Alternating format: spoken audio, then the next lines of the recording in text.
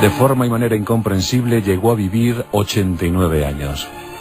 Considerado por todos como el titán de los artistas. El gran creador, el gran agitador cultural del maravilloso universo cultural. Sí, señor. Su nombre, Miguel Ángel Buonarroti, era de gesto espartano, de expresión verbal abrupta, muy frugal, muy hosco, pero absolutamente genial. Entró en una vorágine creativa como jamás se había visto. Y sin duda alguna marcó el devenir de los acontecimientos en eso que todos hemos llamado Renacimiento. Miguel Ángel Buonarroti tiene una vida apasionante, tan larga como exquisita.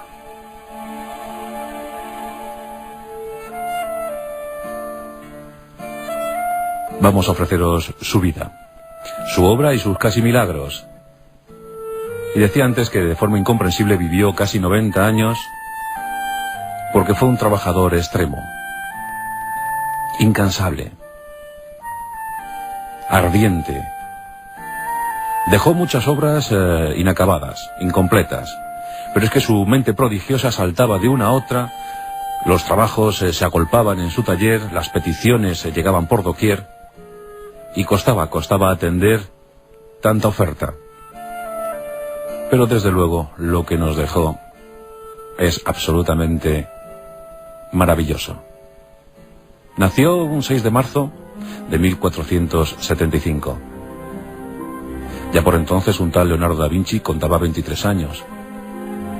Estos dos personajes fundamentales para el Renacimiento italiano se unirían en alguna empresa común, como luego comentaremos. Nació en Caprese, una pequeña localidad, una pequeñísima localidad situada en el valle del río Arno, muy cerquita de Florencia. Aunque él siempre se sintió hijo de Florencia. Un toscano más, un florentino más. Era hijo de una familia de la baja nobleza venida a menos en lides económicas. Su padre, Ludovico Buonarroti, enseguida anticipó los dones que su hijo mostraba. Y muy prontito le instigó, le animó a inscribirse en un taller de artesanos. Porque por entonces, en ese siglo XV, el artista no se consideraba un intelectual, más bien un artesano. Gracias a Leonardo y gracias a Miguel Ángel estaremos hablando ya en los años venideros de artistas intelectuales, de hombres universales. Y con 13 años, como os decía, se inscribe en ese taller de su primer maestro, Domenico Ghirlandaio. Domenico era un magnífico pintor y eso es lo que quería Ludovico Buonarroti para su hijo, que fuera pintor, no tanto escultor. Los escultores no estaban bien vistos. El propio Leonardo da Vinci decía que los escultores parecían o se asemejaban a panaderos porque siempre estaban cubiertos por polvillo blanco. Hablaba con cierto desprecio de los escultores. Por fortuna Miguel Ángel vino para que esa apreciación errónea pues quedara enmendada. Y desde su irrupción en la historia, desde luego que la escultura cobró un gran realce. Así que aquí tenemos al adolescente, al mozalbete Miguel Ángel, en el taller de su maestro Domenico Ghirlandaio, aprendiendo los rudimentos esenciales de la pintura. Pronto los señores de la ciudad de Florencia, los Medici, Lorenzo el Magnífico a la cabeza de ellos, pues los Medici se fijan en el buen hacer de Miguel Ángel. Sus primeros trabajos son absolutamente esplendorosos. Para un jovencito de 13, 14, 15 años, la verdad es que no se puede pedir más y ya da muestras de una madurez excepcional. Miguel Ángel tenía rincones secretos en Florencia. Uno de ellos, el Jardín de San Marcos. Esos jardines Medici, que eran soberbios, muy bien concebidos, pues albergaban algunas esculturas clásicas de la antigüedad, y en ellas se fija Miguel Ángel, las estudia con detenimiento. Son también sus maestras. Y ahí es cuando quiere ser escultor. Y se lo dice a su padre Ludovico, y este entra en cólera, se encoleriza porque no quiere que su hijo sea escultor, no quiere que su hijo sea un artesano, de estos que cobran poco dinero y lucen menos. Pero Miguel Ángel ya quiere ser escultor, ya ha determinado cuál va a ser su vida. En los palacios Medici, pues se entrevista con humanistas, artistas, políticos, gente de la cultura, gente que le enseña a leer los clásicos, que le enseña a entrar en contacto con un tal Platón. El propio Miguel Ángel se interesa por la obra de Dante Alighieri o del mismísimo Petrarca. Son sus lecturas de cabecera. Leyendo a estos inmortales de la literatura, imagina cómo será su vida. Quiere que esa existencia sea entregada al arte. Quiere ser artista con mayúsculas. Y curiosamente la política va a favorecer ese hecho. La caída de los Medici en Florencia, la caída de su benefactor, de su gran mecenas, Lorenzo el Magnífico, provoca que Miguel Ángel, siendo muy joven, tenga que viajar Bolonia y finalmente Roma. Estas ciudades serán absolutamente generosas con él. Abrirán sus puertas y mostrarán sus secretos a un curioso, a un incansable Miguel Ángel. Con menos de 25 años ya es considerado como el gran maestro. Todos saben que están conviviendo con un genio que trabaja de forma ardua, que los días no tienen suficientes horas para todo lo que su mente concibe. En el año 1500, con 25 años, con tan solo 25 años, firma una obra esencial, su primera Pietà, la Piedad. La gente queda asombrada ante esa obra, ante ese gran conjunto monumental. La Virgen acogiendo en su seno al Cristo moribundo. Un gesto de dolor, un gesto de profundo dolor. Nada más bello se puede concebir en una obra de esas características. Será la única obra firmada por Miguel Ángel, orgulloso por lo que había hecho, con tan solo 25 años. Es una obra imprescindible para el arte universal, la Piedad. Será inspiración para miles de artistas, para miles de escultores, miles de genios que se fijarán en Miguel Ángel como referencia indiscutible. Todo el mundo habla de él. Su ciudad le reclama. Florencia por entonces buscaba una obra, una escultura que ensalzara la juventud florentina, que destacara lo mejor de esa juventud para mostrarlo a la ciudadanía. Y Miguel Ángel realiza el David. Lo culminará en el año de 1504, justo cuando Leonardo está ultimando los detalles de una tal Gioconda, el mejor retrato de la historia, el más famoso, el más popular. En ese tiempo de 1504, año de los prodigios, los dos genios conciben lo más destacado del acervo cultural mundial. La Gioconda por un lado y el David por otro, una escultura fantástica de más de 4,5 metros.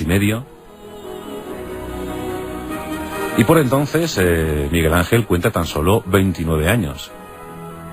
Pero ya ha suscitado el recelo, ya ha suscitado la polémica y el enfrentamiento intelectual con Leonardo. El Gran Consejo de la ciudad se reúne para determinar dónde ubicar la escultura. Una escultura que debe representar los mejores valores de la ciudad. Se habla de una plaza pública frente al ayuntamiento, el Palacio de Gobierno, y todos votan a favor de esa tesis, menos uno, Leonardo. Leonardo dice que esa escultura debe ser empotrada en un nicho y que solo se debe ofrecer la imagen frontal del David, privándonos o privando a los coetáneos de la visión dorsal. Por supuesto, esta postura leonardesca no fue atendida y el David se situó en esa plaza pública, para orgullo de los florentinos. La verdad es que este pique, entre comillas, entre los dos genios, se prolongó algún tiempo. Bueno, se prolongó hasta el fallecimiento de Leonardo, que nunca habló bien de Miguel Ángel. Ya os digo que él fue el que dijo en tono despectivo que los escultores estaban siempre cubiertos por el polvillo blanco, en clara alusión a Miguel Ángel, que era un hombre rudo, un hombre abrupto, pero que le encantaba trabajar y estar siempre cubierto por ese polvo del mármol de Carrara. el mejor mármol del mundo. En una ocasión, la ciudad de Florencia encargó a sus dos talentos, a Miguel Ángel y a Leonardo, que decoraran con frescos las paredes del Palazzo Vecchio de Florencia. A Miguel Ángel se le encomendó recrear la batalla de Cachetina. Bueno, pues esa batalla ganada por los florentinos. Otra batalla célebre ganada por los florentinos fue la batalla de Anghiari. Bueno, pues esa fue encargada a Leonardo. Enseguida los dos se enfrentaron en múltiples discusiones sobre cómo hacer la obra, los bosquejos, los apuntes quedaron ahí en cartones, pero nunca jamás ninguna de las dos empresas llegó a buen puerto. Ni Cachetina ni Anghiari fueron plasmadas en las paredes del Palazzo Vecchio de Florencia. ¿Acaso por el versus entre Leonardo y Miguel Ángel? Posiblemente fue así. Pero también es que los dos genios eran muy reclamados por toda Italia.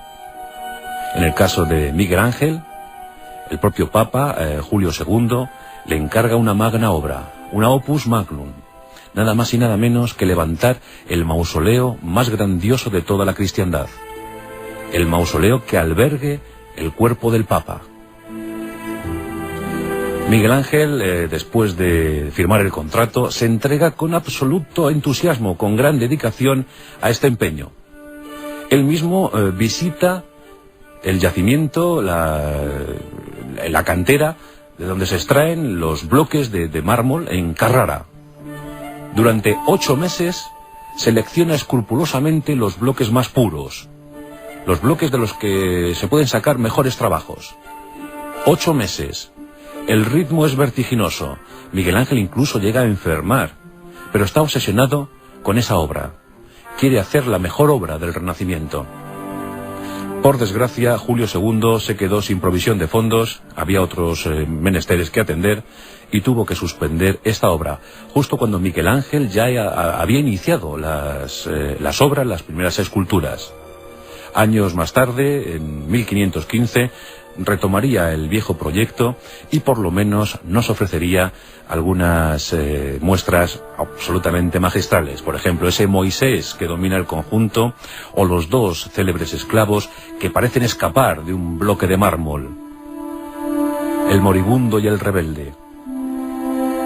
Miguel Ángel es como si se hubiese especializado en despertar cuerpos adormecidos del interior del mármol. Es como si los liberara, como si esas figuras fueran conscientes de que alguien, de que un libertador, les quiere extraer de ahí, de su cautiverio marmóreo, y pretenden escapar. Es la imagen que nos ofrecen esos dos esclavos.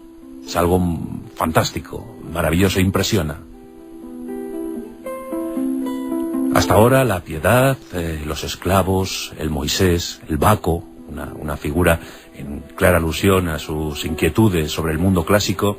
¿Cómo engarzó el mundo clásico con el Renacimiento Miguel Ángel? Sus cuadros y sus frescos, cómo no hablar de esa Capilla Sistina. En 1508 le encargan los trabajos. La Capilla Sistina del Vaticano. El Génesis será leitmotiv fundamental, leitmotiv principal para adornar esas paredes. Durante 4 años, hasta 1512, trabaja de forma febril, con posturas extremas que ponen en peligro su salud, incluso su vida. Con una escasa luz, pero con una mente tan prodigiosa, tan fértil, que es capaz de realizar una obra digna del cielo. El Génesis, sus escenas, sus capítulos principales, culminados años más tarde con el juicio final, que adornará de una forma bellísima el altar mayor de la Capilla Sistina. Es un viaje obligado ir a la Capilla Sistina solo para admirar el encanto, el embrujo de Miguel Ángel, dedicado por entero a su obra. Sí, era maleducado. Decía o profería insultos con mucha frecuencia. Se enfadaba con obras que no le terminaban de quedar a su gusto. Pero también hay que decir que era muy dulce con su familia, siempre lo fue. Que era comprensivo con sus discípulos, siempre lo fue. Simplemente rechazaba lo superficial. Rechazaba lo que, según él decía, rechazaba lo que no servía. En el mundo, en los humanos. Nunca se quiso casar. Siempre vivió solo, aunque tuvo tiempo para el amor. Y en ese sentido hay que decir que Miguel Ángel, como un gran amante de la belleza, pues amó las dos posibilidades. Tuvo una relación muy íntima con Tommaso di Cavalieri. Ese fue seguramente su gran amor masculino. Y su gran amor femenino, pues una poetisa, claro, Vittoria Colonia. Porque hay que decir que uno de los aspectos culturales menos conocidos de Miguel Ángel fue sin duda el de la poesía. Fue un buen poeta, con más de 300 composiciones a su cargo, donde hablaba, donde revivía la virtud, las mejores virtudes, donde elevaba su alma hasta los cielos, donde elogiaba el amor puro, el amor sincero, el amor sin concesiones.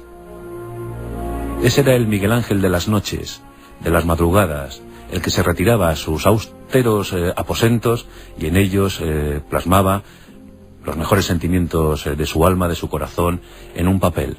Más de 300 composiciones quedaron y la verdad es que los exégetas, los críticos, las valoran, hablan de ellas como muy apreciables. Y es que Miguel Ángel lo quiso ser todo. Pintor, escultor, poeta y por supuesto arquitecto. Y en ese sentido hay que mencionar su gran obra, esa Basílica de San Pedro, con una cúpula majestuosa, una de las grandes maravillas del mundo.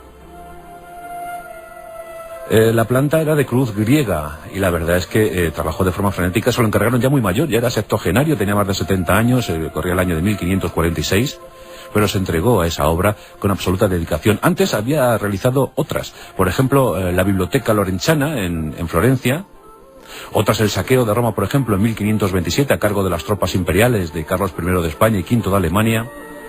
En su viaje a Florencia, donde trabajó, donde le encargaron algunas misiones políticas, tales como la de gobernador, o constructor de las murallas defensivas de la ciudad. Una vida muy pareja a la de Leonardo, ¿verdad? Si os dais cuenta, tiene cosas muy afines a las de Leonardo. Qué lástima que se llevaran tan mal.